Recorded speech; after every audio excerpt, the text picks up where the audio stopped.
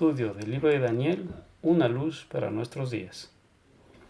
Hoy en nuestro primer capítulo de este estudio que abarcará los 12 capítulos que tiene el libro de Daniel, donde haremos un desglose de versículo por versículo, vamos a ver, como has visto en nuestra introducción, es un libro que tiene abarcantes temas. Hoy en este día empezaremos con temas que tú encontrarás cuando estudiemos el libro de Daniel. En el libro de Daniel vamos a encontrar a Jesús, vamos a encontrar historias, vamos a encontrar fidelidad, preparación, alimentación, sexualidad, vamos a encontrar el tema de nacer de nuevo, de cómo evitar ser un animal, hablaremos del nuevo orden mundial, de la fecha del juicio de Dios, la música y el entretenimiento, la profecía, de milagros imposibles, hablaremos de la nueva era, de viajes espaciales y el tiempo de espera final. Todos estos temas son parte del libro de Daniel. Ahora, cuando tú empiezas a estudiar el libro de Daniel, que te invitamos a que repases nuestros videos que tenemos en nuestro canal de la Palabra de Dios Dice, donde tenemos un estudio, una serie de cómo estudiar la Biblia por ti mismo. Nosotros simplemente estamos aplicando aquellos principios que dimos en nuestros videos. Ahora, en el libro de Daniel tú vas a encontrar detalles del libro de Daniel. Un ejemplo, ¿va? Por ejemplo, siempre vas a encontrar un evento, vamos a encontrar casi siempre un decreto de muerte, la respuesta del creyente, un milagro, y ese milagro será testimonio para la gente que lo rodea.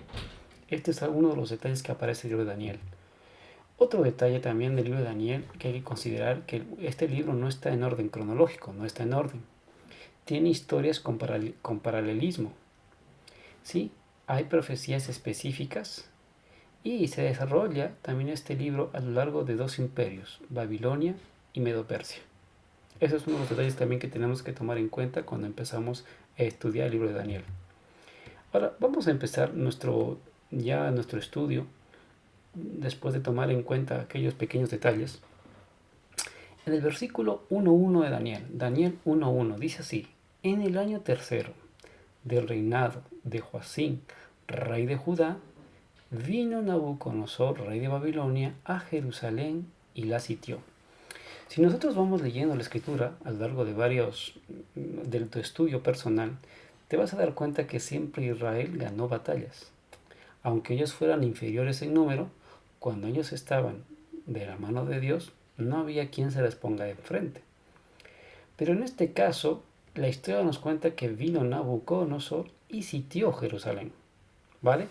Vamos a avanzar un poquito. Ahora, en este contexto del versículo, nos habla también no solo de que vino Nabucodonosor, la acción que hizo, que es sitiar. También encontramos que cuando hace Nabucodonosor esta acción de sitiar, vino en el tiempo de que estaba Joacim. ¿En qué tiempo? En el año tercero.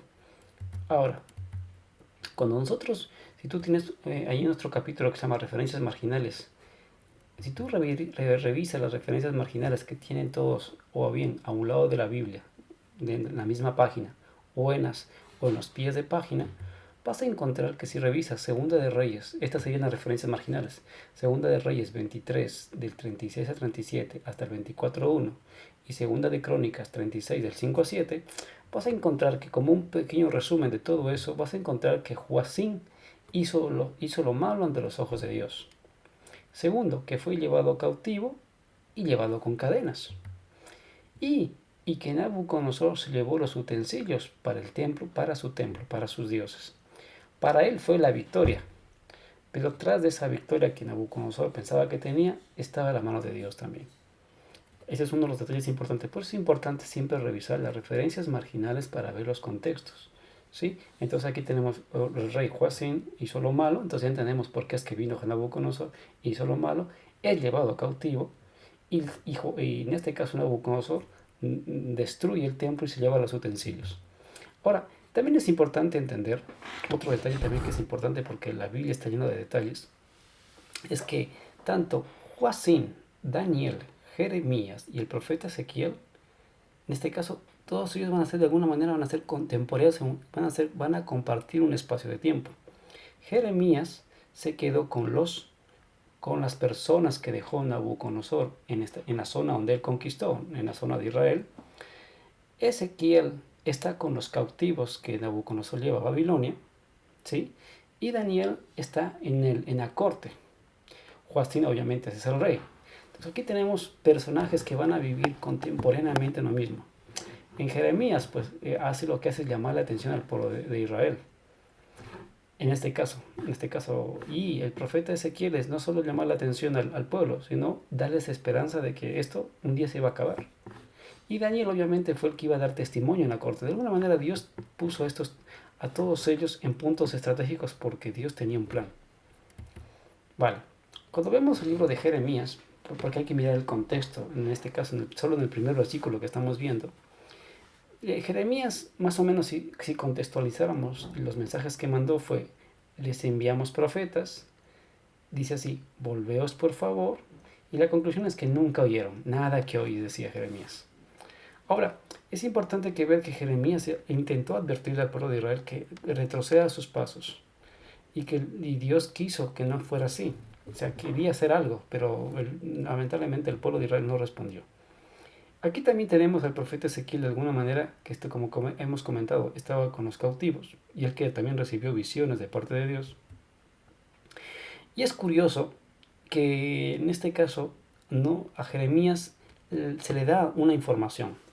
En Jeremías 25:9 les dice así, Jeremías le habla al pueblo: he aquí, dice, enviaré y tomaré de todas las tribus del norte, dice Jehová, y a Nabucodonosor, rey de Babilonia, dice así la palabra de Dios, mi siervo, y los traeré contra esta tierra, y contra sus moradores, y contra todas estas naciones alrededor, y los destruiré, y los pondré por escarnio y por burla, en desolación perpetua.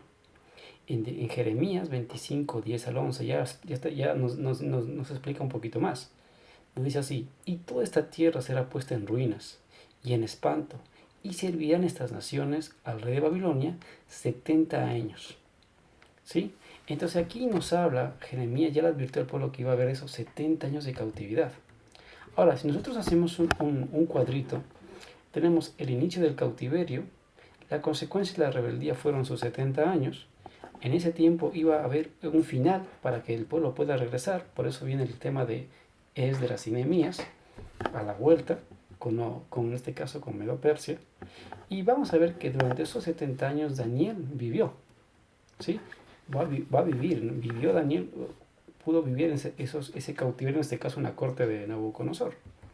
Ahora, Dios no solo que le advirtió, en este caso de alguna manera nos hace ver la palabra de Dios que Nabucodonosor era su siervo, porque ya que Israel no hacía caso, Dios ejecutaba, en este caso, las consecuencias de la desobediencia en este caso del pueblo, a través de Nabucodonosor.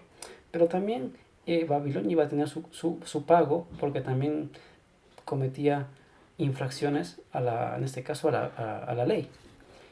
En Jeremías 51, 60 al 64 dice así: escribió pues Jeremías en un libro todo el mal que había de venir sobre Babilonia, todas las palabras que están escritas contra Babilonia. Y dijo Jeremías a Seraías: cuando llegues a Babilonia y veas y leas todas estas cosas, dirás: oh Jehová, tú has dicho contra este lugar que lo habías de destruir, hasta no quedar en el morador ni hombre ni animal, sino que para siempre ha de ser asolada. Y cuando acabes de leer este libro, le atarás, dice, una piedra, y lo echarás en medio del Éufrates, y dirás: así se hundirá Babilonia, y no se levantará del mal que yo traigo sobre ella, y serán rendidos. Hasta aquí son las palabras de Jeremías. Entonces, así como de alguna manera, así como Dios determinó que Nabucodonosor sea el siervo, asimismo Dios tenía para Babilonia un juicio. ¿Vale? Entonces ya estamos viendo todo el contexto que tenemos. Para resumirlo, vemos el tiempo donde nos coloca el versículo, vemos los contextos de que los personajes que iban a vivir, Jeremías, Ezequiel, Daniel, vemos el tiempo de cautividad y también vemos las repercusiones que iba a tener Babilonia, porque Babilonia también era un pueblo idólatra. ¿Vale? Entonces, ¿qué sucede con todo esto? Vamos a ver un detalle muy importante.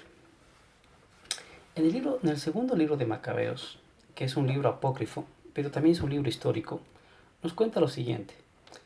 Cuando vino Nabucodonosor, si nos damos cuenta, cuando vino Nabucodonosor, obviamente vivía Jeremías. Jeremías, por lo que entendemos en el contexto que leemos, todavía existía el santuario, porque lo que vino Nabucodonosor y destruyó todo, destruyó el santuario, porque veremos más adelante que lo destruyó. Pero Jeremías guardó algo muy importante, que es el arca del pacto, donde se encuentran los 10 mandamientos. Vamos a ver en el libro de Macabeos que nos da información sobre esto, ¿vale? Porque digo, es verdad que no está en el canon de las Biblias protestantes, pero en el libro de Macabeos se encuentra en las Biblias, en este caso la Biblia, en este caso en el mundo católico, pero lo utilizamos porque es un libro que nos da información, ¿sí? Es verdad que no está dentro del canon, pero nos permite tener información histórica, que dice así: en los documentos se dice que el profeta Jeremías ordenó a los desterrados tomar el fuego, y como ya se ha dicho, y que dándoles la ley les mandó que no se olvidaran de los mandamientos del Señor, ni que se dejaran engañar al ver las estatuas de oro y plata de los falsos dioses y los adornos que la cubrían.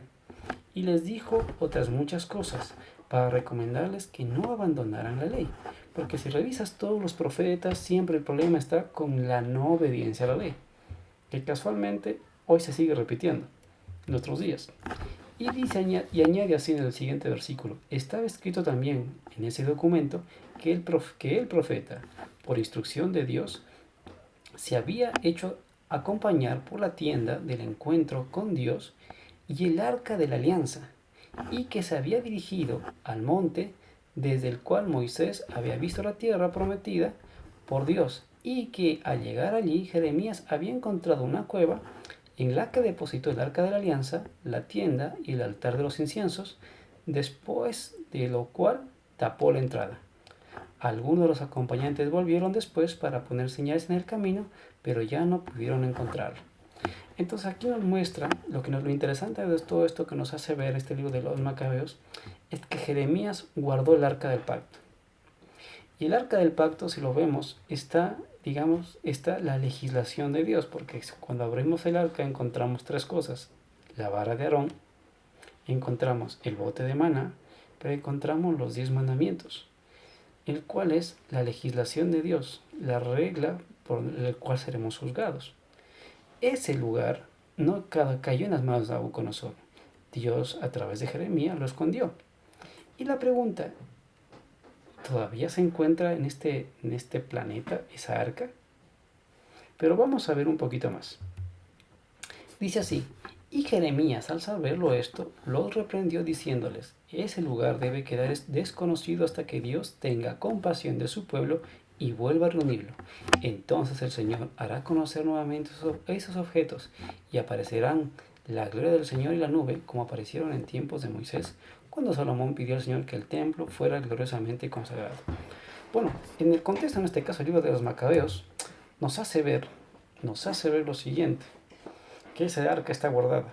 Ahora, no es de coincidencia que en este caso, varias películas, como en este caso, lo que es el Arca Perdida, y los cazadores del Arca Perdida, como en el caso de Indiana Jones, construyeran un mito a base de información. Porque durante muchos siglos la gente lo ha buscado, ese arca, porque se le adjudica un poder. Lo miran como arma de destrucción, y hay leyendas y tradiciones que lo localizan en muchos lugares.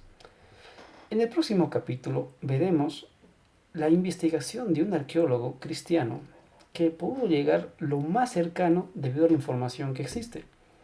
Y veremos en el próximo capítulo de este libro del estudio de Daniel dónde hay más información.